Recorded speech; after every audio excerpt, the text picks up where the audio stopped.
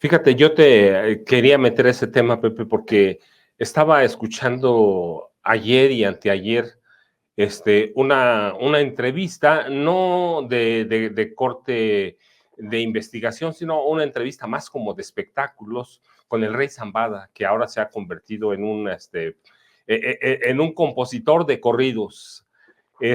Pero la pregunta no es, y bueno, y también estuve viendo allá en mi pueblo, allá en Metepec, estuvieron grabando en la semana escenas sabes, sus especiales. Este caso fue del Señor de los Cielos.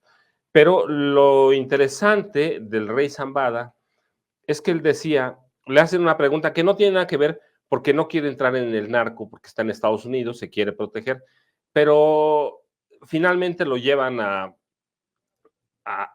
lo que es verdaderamente el centro. ¿Cómo destruyes a las organizaciones del narcotráfico?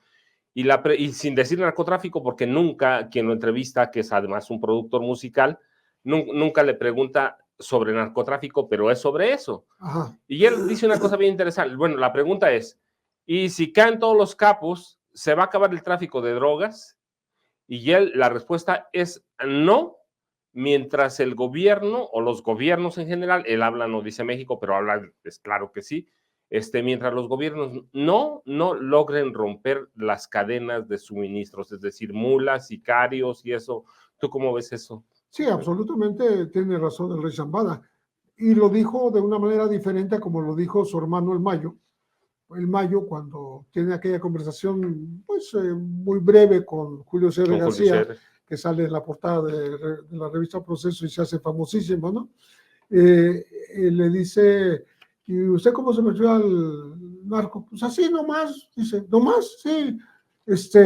Y bueno, ¿y cómo ve usted? De las 2, 3 preguntas que logró hacerle Julio César, que no fueron muchas, sí, claro. No le hizo la entrevista formal porque no hubo manera de hacerlo, tuvieron que irse de donde estaban y quedaron de verse para otra ocasión, esa ocasión no se dio jamás. Pero bueno, importante que le dice, cuando a mí me capturen, cuando a mí me liquiden, me maten, no, cuando a mí me deporten, me manden a Estados Unidos, extraditado, lo que sea, hay 1000 esperando mi lugar. Por tanto, esto va a seguir. Y el Chapo a su manera también lo dijo en la entrevista que le dio a Champagne, que por cierto no se la contestó en el momento que estaban ahí con él en la sierra, él y nuestra querida Kate del Castillo. Kate del Castillo. Sí, Kate del Castillo, que estaban ahí no les dio la entrevista, pero les respondió por correo.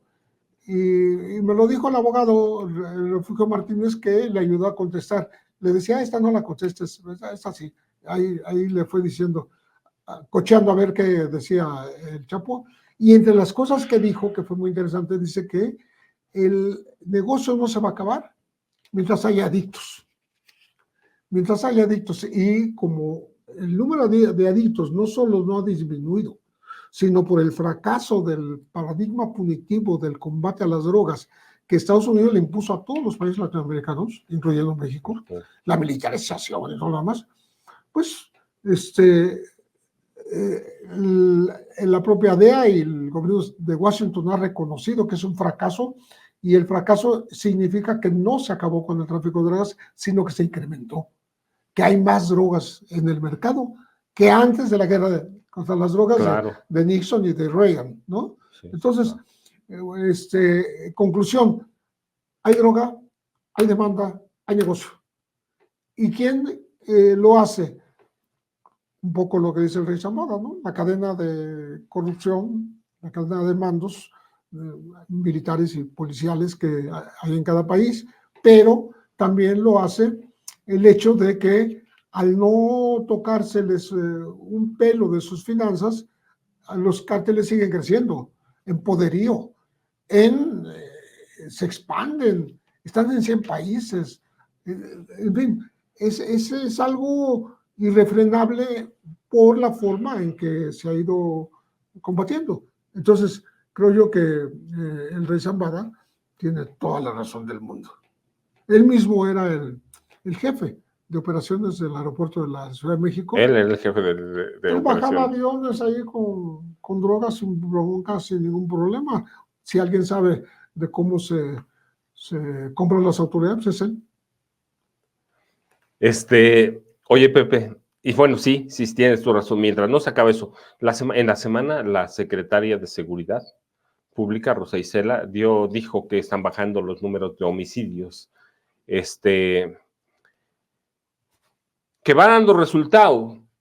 Ya hemos platicado alguna vez de esa, me hicieron esta pregunta esta semana, y tú sabes que siempre va a salir cuando den a conocer números, cifras estadísticas, y vemos que bajan todos los números, pero pues no lo vemos reflejado. ¿Por qué? Sí, bueno, el hecho de que bajen un poco no quiere decir que han descendido de manera pues frontal, ¿no?